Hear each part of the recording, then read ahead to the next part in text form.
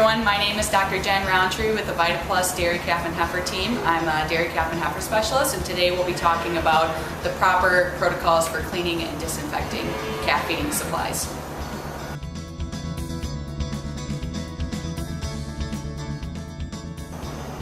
So before we can even begin a cleaning and disinfecting protocol, there are several things to consider. First one being that we need to know what kind of acid, sanitizer, and chlorinated detergent to use. And we need to know how to prepare these and what calf feeding equipment is being cleaned.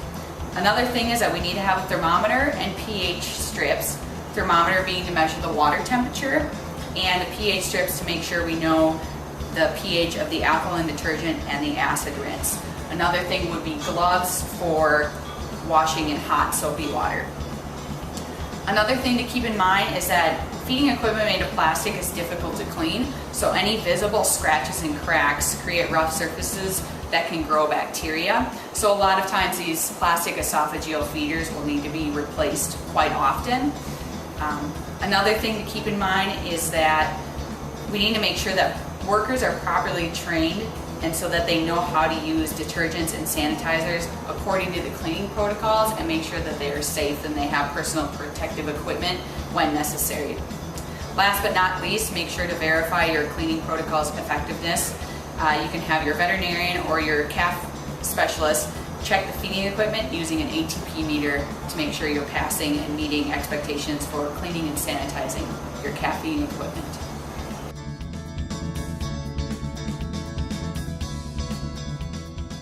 So we all know that cleaning and disinfecting calf feeding supplies is very important, and part of the reason for that is to not only remove the dirt that's on calf feeding supplies, but also to physically remove the bacteria and protozoa like Cryptosporidium that can build up on the calf feeding equipment.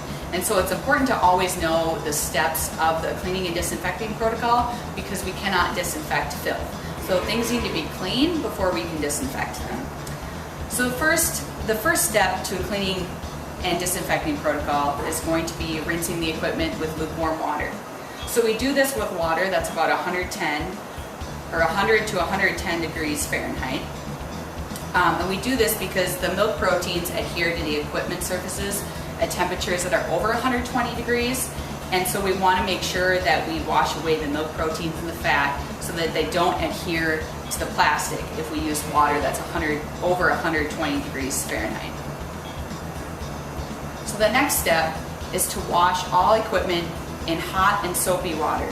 And so this equipment is going to be washed in water that's too hot to touch, which is why we definitely need to be using gloves for this step.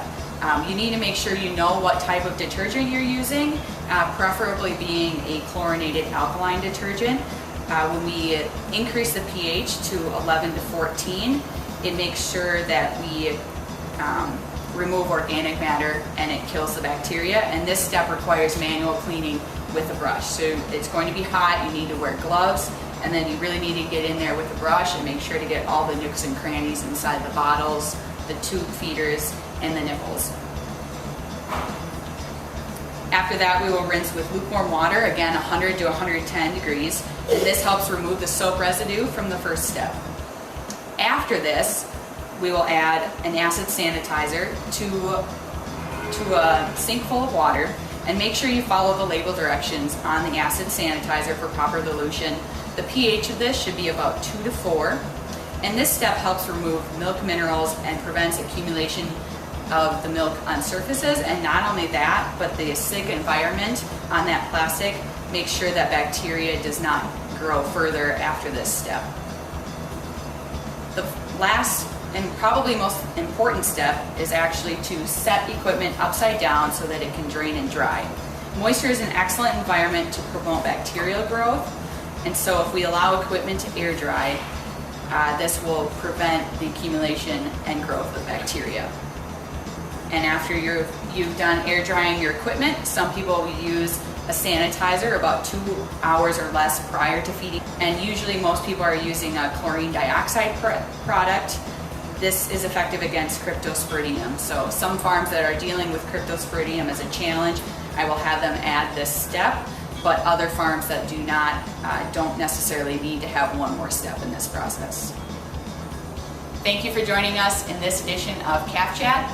I look forward to seeing you on farm or in future editions of Calf Chat.